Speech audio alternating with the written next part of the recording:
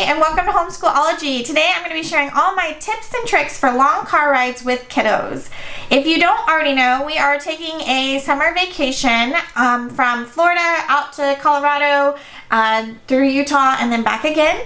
So this is a trip, not necessarily this exact trip to these exact locations, but traveling out west is something we tend to do pretty much every summer. My family owns a ranch out there that we normally visit. We're not visiting the ranch this year, but we are still making the trip out there and hitting some things that we don't necessarily always have time to hit and things we've been wanting to see out there.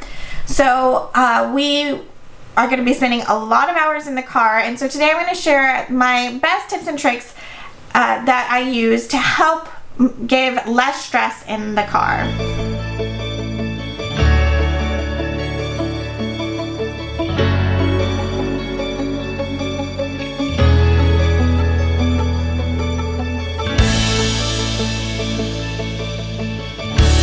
So notice I say less stress. Long car rides are going to be stressful. You're just going to have, long car rides with kids is going to be stressful. You just have to accept that. It's something that you have to accept. You have to prepare yourself mentally for. It's not going to be easy. However, I do have some things that help make the ride easier. Things that help, help cut back on the "are we there yet?" help with just general making life a little bit less stressful while in the car. So that's what I'm going to share with you guys today. So my first tip, one of the very first things I ever did for my youngest was creating a travel binder. I found this idea on Pinterest, and I'm going to link that down below. We've been making them for many years, so ours have evolved over the past few years. So what I'm going to share down in the link below is everything that I could kind of find again, and then new things that I put in for this year. But let me actually grab my oldest daughter's because hers is a little bit more detailed. So I do have a whole video coming out. I think it's going to be my next travel video on what I do to make these binders. But basically I found stuff from Pinterest to fill it, but there's a little pocket here that normally has like pens and colored pencils and things like that. Which leads me to my next tip is no crayons. Do not pack crayons in the car. Trust me, I have had many melted crayons in car seats, melted crayons in cup holders, melted crayons all over the car. My car is black. It gets very hot in there. Even in cooler climates, the crayons melt. Do not pack crayons for your car rides. There are colored pencils there's like twistable colored pencils. Those work well for little kiddos, like young kiddos. You can even get like, the magic markers that only work on certain paper, things like that, but don't do the crayons. Just trust me on this one, okay? But anyways, this will have wet erase markers. And then most of their pages, so the first thing that is normally in there is maps, which I haven't printed out yet, so I'll show you in the next. But mostly it's pages like bingo, and I'm not going to go into too much detail because I do have a whole video coming out on this, but just activities for them to do. And then my oldest daughter in the back has, my next tip is games to play. So these are like would you rathers, and then I have conversation starters back here.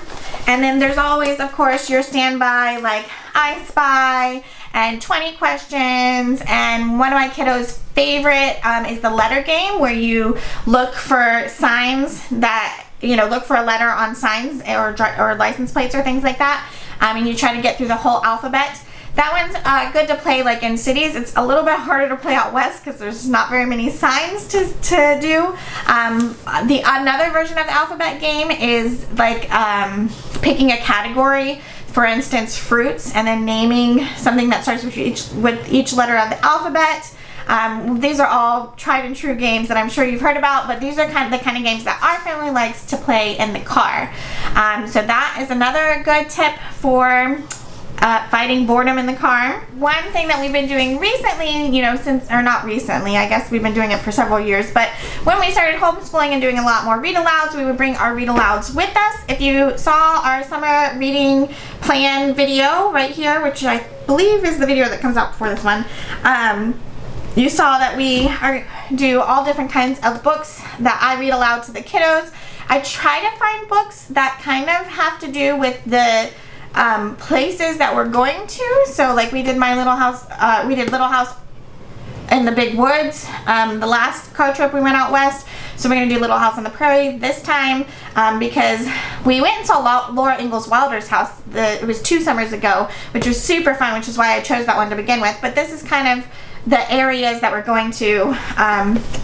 So we're doing that one and a few other ones that I mentioned in that book, but read alouds are a great thing to do in the car. Books on tape is another really good thing to do in the car. So Audible, we have an Audible account that we will use.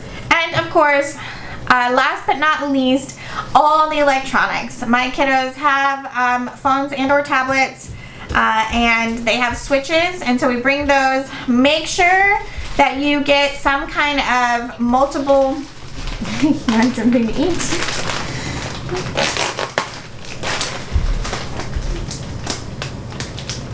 Hi, Peanut. You want to say hello? Can you wave to the camera? Say hi. You gonna wave? Just this. Yeah. Okay, here you go. Make sure you pick up something. Now the one, I wish I could recommend the one that we have. We have a shark one and it's like incredible, amazing. I've had it for, my youngest was like my middle daughter was like 2. So we've had it for at least like 5 or 6 years. And it works amazing, but it's a multi-port USB charger. Mine's a little like cup holder thing that you put in the cup holder. I'm picking up another one this year. I will link that one. I'll put a picture of it here and I'll link that one for you. It has like a cord on it with extra ports, so I'm hoping that one will be good for the kiddos in the back of the car. But make sure you bring as many chargers as you can for the car, because especially on really long car rides, those bad boys are gonna die. I have a multi-port like wall plug, and I make sure every night before we go to bed that everything is plugged in, every electronic is plugged in and gets fully charged the night before, and then we have those car chargers ready to go in the car to charge as many things. I think with my 5-port one, I have 4 like cigarette lighter things in my car. So I have a 2-port in the one. I'm getting a 5-port for the one in the back. I have a 5-port in the front seat, and then I have my broadcaster. My car's old, so I have my Bluetooth broadcaster that has a power port on it as well.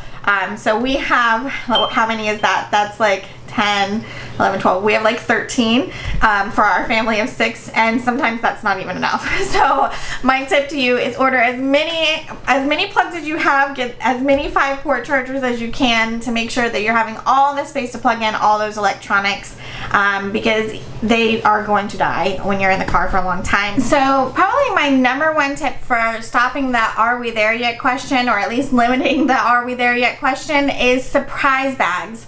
So these are like bags that you fill with little goodies that can be super cheap things from the dollar store. Most of what I get is from the dollar store. But basically it's a bag they get a lot of people do every hour, but that's a lot of bags when you have 4 kids. So I typically do every 2 hours. They'll get a surprise bag, and then I factor in lunch too. But I have a whole video coming out on this, so I'll explain more detail then. But it's a little bag that's filled with little goodies. So like it can be anything from like some stickers and a lollipop to a bag of Plus Plus, or you know, like a little tube of Plus Plus, or anything in between. And I'm going to share in the next coming videos like my process of making those bags. But really anything that's over 6 hours in the car, I do a surprise bag day, because that really cuts back on the "are we there yet?" Instead of them asking "are we there yet?" and you have to say "no, we're not going to be there for another 8 hours," you can say, you know, they start asking, "when is our next bag? When is our next bag?" And you get to say 45 minutes or 15 minutes. And that really helps them feel less tired of being in the car. So that is probably my #1 tip for keeping the car exciting. And then a bonus tip, barf bags, okay? These are like the same thing you can get at the hospital. They're like little little bags that have a opening that the kiddos can stick in front of their mouth, and then it's a nice deep hole to catch all of that stuff. And this is so helpful. If you didn't know, you can buy these things on Amazon and big bundles, I think like 25 up to like 100, and take it from a mama who has kiddos who get car sick. These are gold. Do not drive a single day without these bad boys in your car. This isn't just necessarily long car trip rides. This is every day. You have no idea how many times these bad boys have saved my car. My kiddos do tend to get pretty car sick, especially for on longer car rides, and these things are a lifesaver. So if you do anything else from this video, pick yourself up some barf bags and thank me later when you don't have to wipe up throw up out of a car seat, okay? I'll be linking these down below as well. So as a recap, to make sure I haven't missed anything, you have electronics, you have read alouds, you have travel binders, you have surprise bags, you have read alouds. Did I say that? I might have said that. And then all the snacks. Make sure everybody has a water bottle. And then one last thing I was going to talk to you guys about is the car organization. So I've tried to do a few different things. I've tried having a backpack for them to put their things in. That does not go well because they tend to pull things out of the backpack and then those things do not end up back in the backpack. So yeah, not necessarily the best way to do it, but I do tend to have them bring a backpack regardless, because then if there's anything that they need to bring inside at the end of the night, they can throw those things in the, like electronics that need to be charged or games that they want to do inside or things like that. They can throw it in that backpack and it's easy to carry. They're not trying to carry a bunch of little things. So definitely bring the backpack or bag, but it's not my ideal way of organizing things.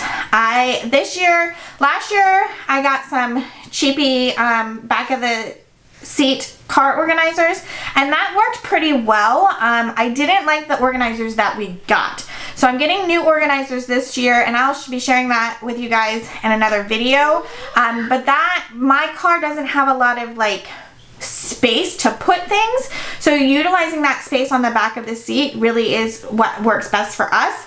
If you have the space, my recommendation would be like some kind of little box or bin to put everything in, because then they can take something out and when they're done with it, they can throw it back in that bin and you're not having a sea of mess on your floor that you have to clean up at the end of every night. Most of the time, especially on these longer car trips, we're getting in late at night and I don't want to be in a dark parking lot trying to dig all the things out. So a bin is my go-to.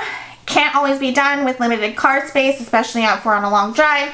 So the backseat organizers is my second way. The only reason that that's my second is because sometimes they tend to just throw it on the floor rather than put it back, which is what I'm trying to avoid when I'm using the bins. Another tip I have is frequent stops. Stop as often as you can. Somebody's always going to have to go to the bathroom, and they inevitably never have to go to the bathroom at the same time. So making frequent stops kind of helps those emergency stops that you have to do. My husband's favorite thing to do is make sure that we are filling up every time we get to a half a tank of gas. So anytime we reach that half tank, we are on the hunt for a gas station to stop at. That makes it every couple of hours that we're stopping, which seems like a lot, but honestly, you don't want to have to be in the middle of nowhere with no bathroom in sight and have a kid that has to go to the bathroom. So just making frequent stops. Your kids are getting out, they're stretching their legs, it's helping make them feel like they're not in the car as long. You're able to get a snack, you're able to go to the bathroom and do things like that. So frequent stops is another really helpful tip when you're traveling for a long time in a car with kiddos. What are your tips? Do you guys travel in the car a lot with kids? I'd love to hear what tips and tricks you guys use. If I haven't included it here, please let me know, because I'm looking for all the things to make my life easier in the car. If you guys have any questions about things that we do when we're in the car, please comment down below and I will try to answer all of those questions. While you're down there, I hope you will subscribe to this channel, ring that notification bell, and give this video a thumbs up. And I think that is all I have to chat with you guys about today, and I'll be sharing lots more tips and tricks coming up with you here soon. Remember, for the next few months, I'm going to be sharing my normal homeschool content on Wednesdays, and Mondays are going to be for tips and tricks on traveling as a family. So we will talk to you guys again soon. Bye.